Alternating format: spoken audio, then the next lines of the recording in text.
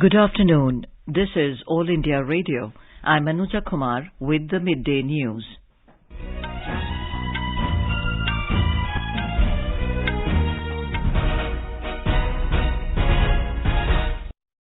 The headlines. Prime Minister Narendra Modi says country's history is about bravery and sacrifice.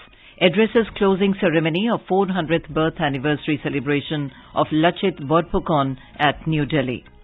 Indo-Pacific region is important for global economic growth, says Defence Minister Rajnath Singh. In China, a massive labour protest reported at Foxconn's Zhengzhou factory against zero COVID policy. In FIFA World Cup, Wales takes on Iran and Qatar clashes with Senegal. And in cricket, New Zealand is at 204, chasing India's target of 307 at Auckland.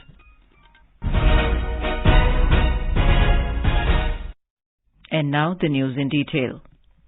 Prime Minister Narendra Modi has said, "Today India has broken the shackles of colonialism and is moving forward, celebrating our heritage and remembering our heroes with pride." He said the country's history is about bravery and sacrifice and not about slavery. Mr. Modi said there has been a deliberate attempt to destroy India's history, but the country is now rectifying the errors made after the end of British rule. Addressing the closing ceremony of the 400th birth anniversary celebration of Lachit Borphukan in New Delhi, Mr. Modi said Lachit Borphukan taught us patriotism through his works.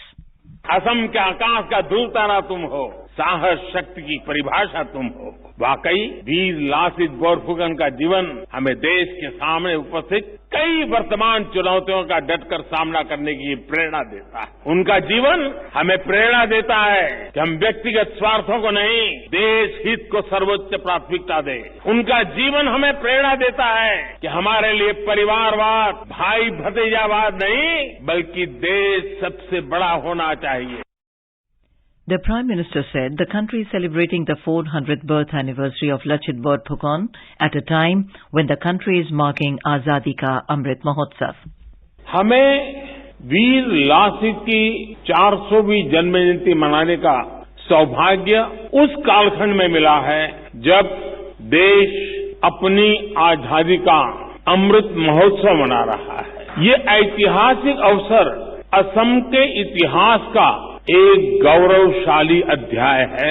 मैं भारत की अमर संस्कृति, अमर शौर्य और अमर अस्तित्व के इस पर्व पर इस महान परंपरा को प्रणाम करता हूं। He said that Lachit Borphukan was a great warrior of the country.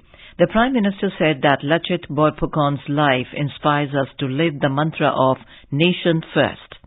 मुझे खुशी है कि आज का नया भारत राष्ट्र प्रथम, नेशन फर्स्ट के इसी आदर्श को लेकर आगे बढ़ रहा है। साथियों, जब कोई राष्ट्र अपने सही अतीत को जानता है, सही इतिहास को जानता है, तो ही वो अपने अनुभवों से सीखता भी है, उसे भविष्य के लिए सही दिशा मिलती है। हमारी ये जिम्मेदारी है कि हम अपने इतिहास की दृष्टि को केवल कुछ दशकों या कुछ सदियों तक सीमित न रखें।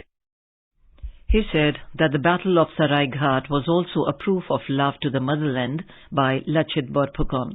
Speaking on the occasion, Union Minister Sarbanand Sonowal termed Lachit Borphukan as the symbol of courage.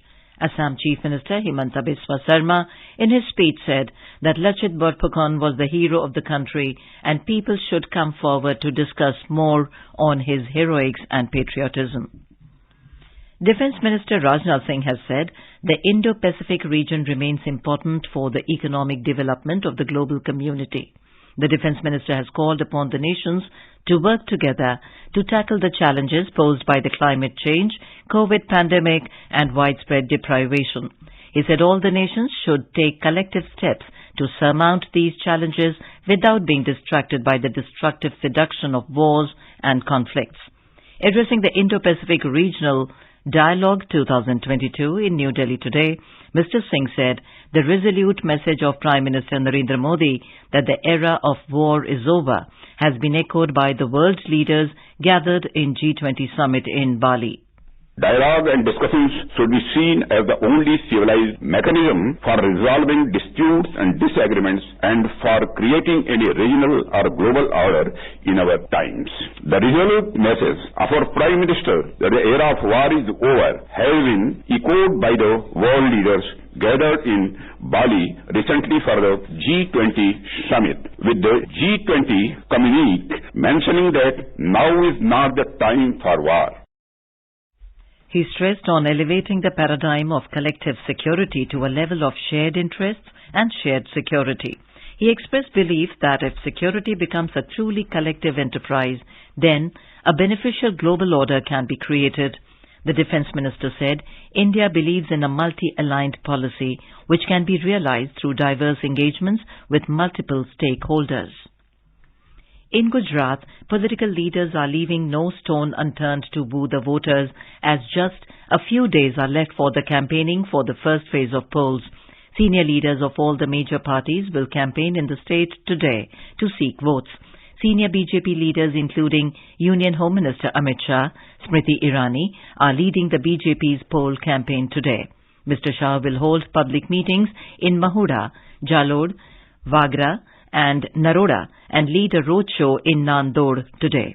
On the other hand, senior Congress leaders Rajiv Shukla and Alok Sharma and the Congress MP Shakti Singh Gohil will address press conferences in Ahmedabad today. Meanwhile, senior leader of Aam Aadmi Party and Punjab Chief Minister Bhagwant Mann will seek people's support by holding roadshows at various places today. Fire tenders are still trying to douse the fire which broke out in the Bhagirath Palace market in Chandni Chowk area of the national capital yesterday. An official of the Delhi Fire Service said 20 fire tenders are on the spot and all efforts are on to bring the fire under control. So far, no casualty has been reported. The fire department has urged the commuters to avoid the roads and surrounding areas near Chandni Chowk and Bhagirath Palace due to the fire incident. The BJP today criticized Delhi Chief Minister Arvind Kejriwal for alleged corruption of 1,300 crore rupees in the construction of classrooms and toilets in Delhi government schools. Briefing media in New Delhi, BJP spokesperson Gaurav Bhatia alleged that the corruption has been done under the direction of Mr. Kejriwal. The spokesperson sought clarification from the Delhi Chief Minister, saying that he is not worried about the children's education. This is All India Radio giving you the news. For quick news updates round the clock, follow us on our Twitter handle at AIR News Alerts. Welcome back. Prime Minister Narendra Modi remains the world's most popular leader with an approval rating of 77%. This was revealed in a global leader approval ratings released by a US-based consulting firm, Morning Consult. Mexico President Andrés Manuel López Obrador stands at the second position, followed by Australian Prime Minister Anthony Albanese. In the approval rating, US President Joe Biden is placed at the 9th position, followed by UK Prime Minister Rishi Sunak among the 22 world leaders. The latest approval ratings are based on data collected from 16th to 22nd of this month. The Indian Navy and Royal Navy of Oman participated in the 13th edition of bilateral exercise Nasim al-Bahr or Sea Breeze. The highlight of the exercise was participation of India's guided missile stealth frigate INS Trikand, offshore patrol vessel INS Sumitra and maritime patrol aircraft Dornier. The 6-day-long exercise was conducted off the coast of Oman. 3 phases also included tactical maritime exercise involving surface action, air defense, maritime surveillance and interdiction.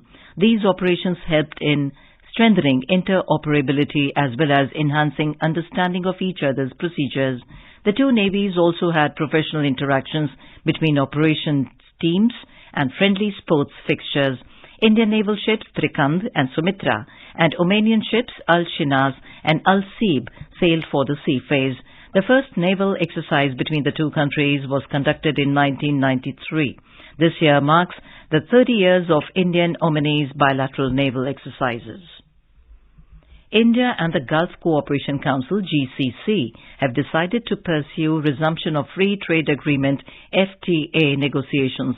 both the sides have agreed to expedite conclusion of the requisite legal and technical requirements for formal resumption of the FTA negotiations.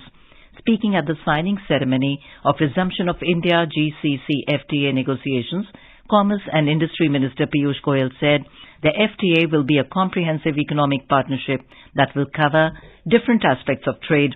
He expressed confidence that the two sides will set a new benchmark.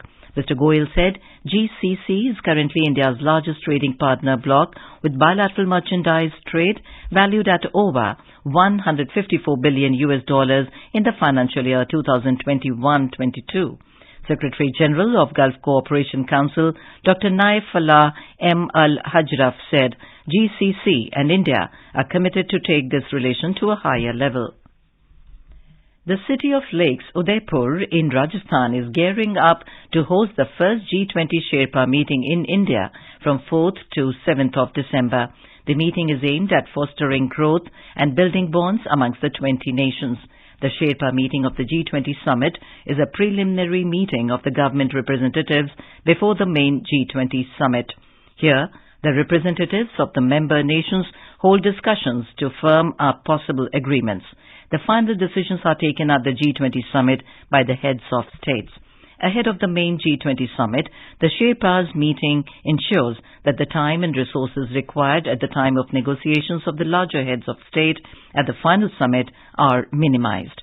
The former CEO of Niti Aayog, Amitabh Kant, is the G20 Sherpa from India.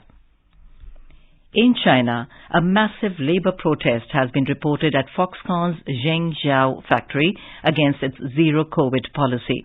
Laborers and workers at Foxconn's Zhengzhou factory held protests on the factory campus, where they have had to stay since a closed-loop system was announced to counter the spread of COVID-19 without compromising productivity under the zero-COVID policy. Videos of the violence in Zhengzhou showed masked laborers facing off police in protective suits.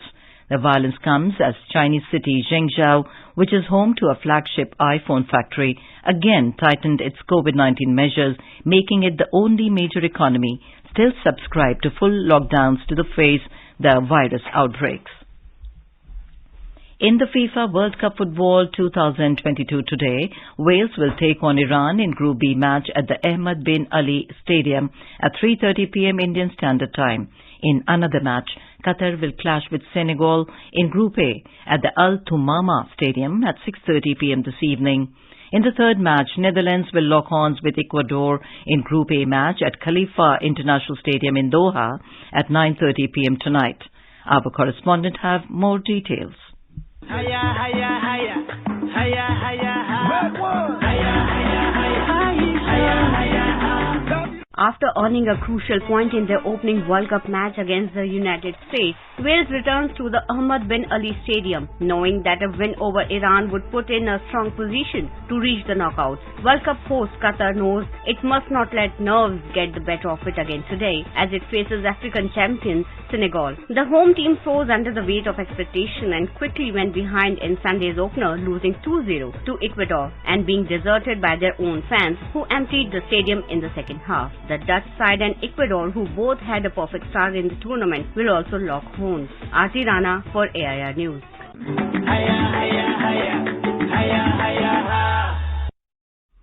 In cricket, New Zealand were 235 for 3 in 39.4 overs against India in the first ODI of 3-match series at Eden Garden in Auckland when reports last came in.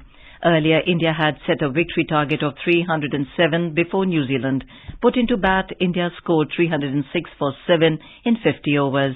For India, Shreyas Iyer smashed 80 runs in 76 balls, while skipper Shikhar Dhawan scored 72 in 76 balls and Shubman Gill made 50 in 65 balls. The second ODI will be played on Sunday at Seddon Park in Hamilton. And now, before we end the bulletin, the headlines once again. Prime Minister Narendra Modi says country's history is about bravery and sacrifice. Addresses closing ceremony of 400th birth anniversary celebration of Lachit Borphukan at New Delhi. Indo-Pacific region is important for global economic growth, says Defence Minister Rajnath Singh. In China, a massive labour protest reported at Foxconn's Zhengzhou factory against zero-COVID policy. And in cricket, New Zealand is 239 chasing India's target of 307 at Auckland. And with that we end the midday news.